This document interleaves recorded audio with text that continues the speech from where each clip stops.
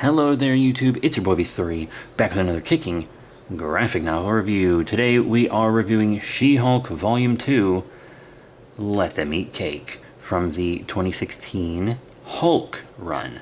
So this is a Jen Walters book, but it's not called She-Hulk, it's called Hulk, but the trades are called She-Hulk.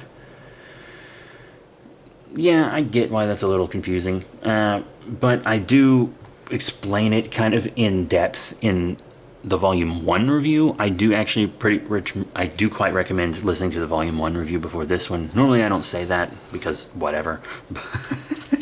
Sometimes I don't even review trades in order if I don't feel like it. Sometimes I just review a book that I really like.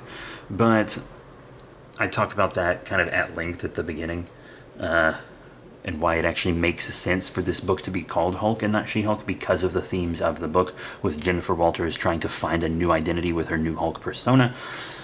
But that's all I'm going to say, is she's technically not She-Hulk anymore. There's a new Hulk within her.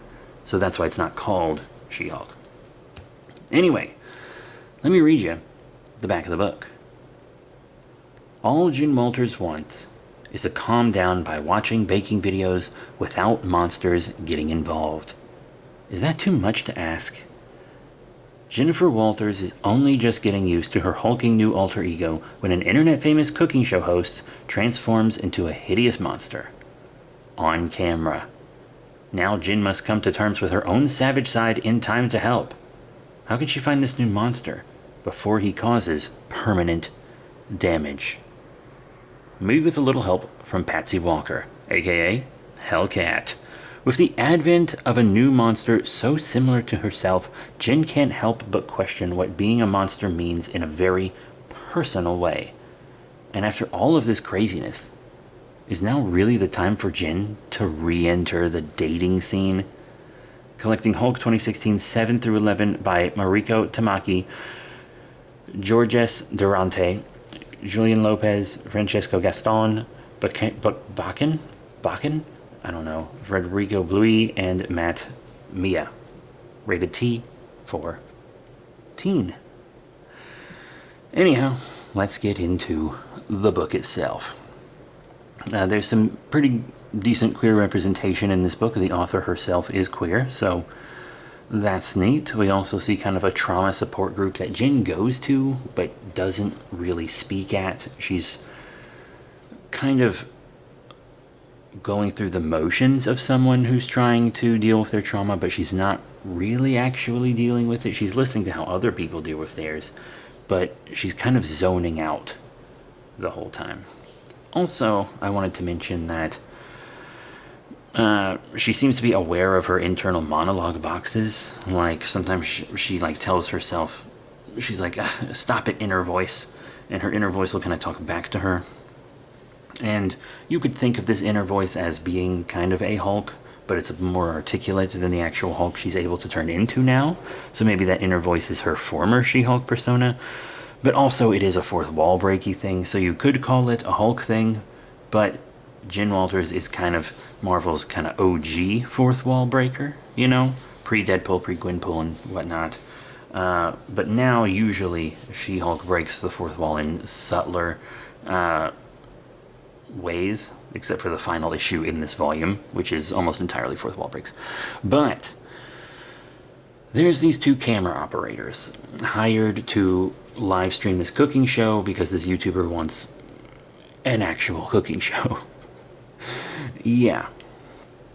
And they kind of drug him with this monster formula that turns him into a monster because they want to capture the transformation on camera and kind of do a pay-per-view thing for it on the internet, which they do. And Jen Walters is has made a deal with a guy that she represented and stuff to like Hulk out and kind of get out her frustration at a site of his that is being destroyed anyway.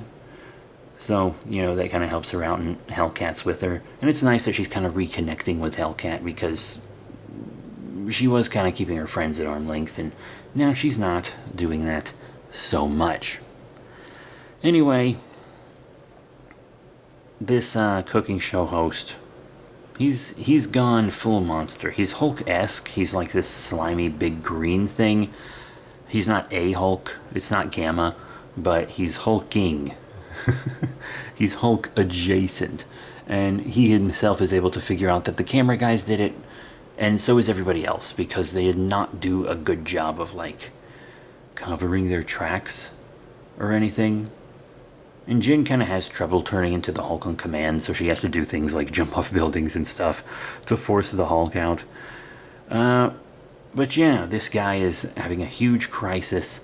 He tries to find drugs that will cure him, but they don't seem to work. They seem to start to work, and then it turns around on him.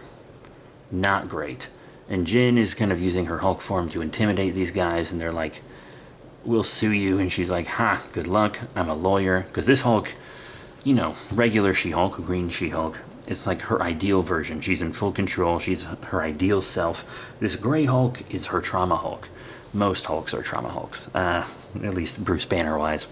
But I actually really like the Jen Walters Grey Hulk, because you don't really see her in clothes that she's ripped out of a lot. Sometimes you'll see her in like battle damaged clothing, but she's hulking out of her clothing now, which is different. And I really like her Grey Hulk form. It's so cool, because like her skin is tearing at the seams from all the power, and you can see like green gamma energy radiating out of the open wounds. It's very, very cool, and the art is pretty good. Anyhow, Jin is trying to track this guy down.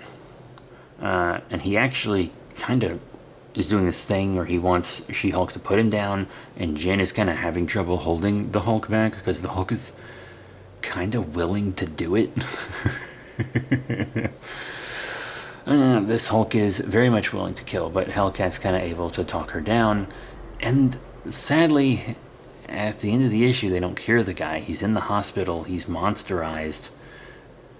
But he hasn't been cured, unfortunately. And we also see that someone is stalking Jen Walters. Next up, we have kind of what seems like a Valentine's issue. It's more of a one-shot. Jen Walters getting back into the dating scene. This one is very heavy fourth wall breaky.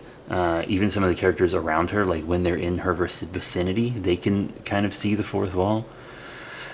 Like Jen is like kicking her dialogue boxes away because they're saying like cliche rom-com things and whatnot, and shows like a history of some of the people that she's dated, like Hercules, who I don't get what people would see in Hercules. Like, ugh. Luke Cage, though, that's a pretty dateable guy, huh? I mean, not anymore. He's married with a bunch of kids, but yeah, there was Luke was pretty eligible bachelor. Anyway, she goes to this fancy restaurant that she was making fun of, and she listens to this guy yammer on, and when she leaves the date, he reveals that he is a robot. And not just that, everyone in the restaurant is a robot. So yay, she gets the Hulk out, destroy her new dress, and then she and Hellcat end up getting tacos from a taco truck, which I could really go for right now. I'm actually about to start thawing some meat to make some tacos, but this book makes me want them now. But yeah, that's it. It's a pretty quick volume, feels like. Pretty standard amount of issues. 5? I usually feel like it's 6, but 5 is about right, yeah. It's a good run. It is.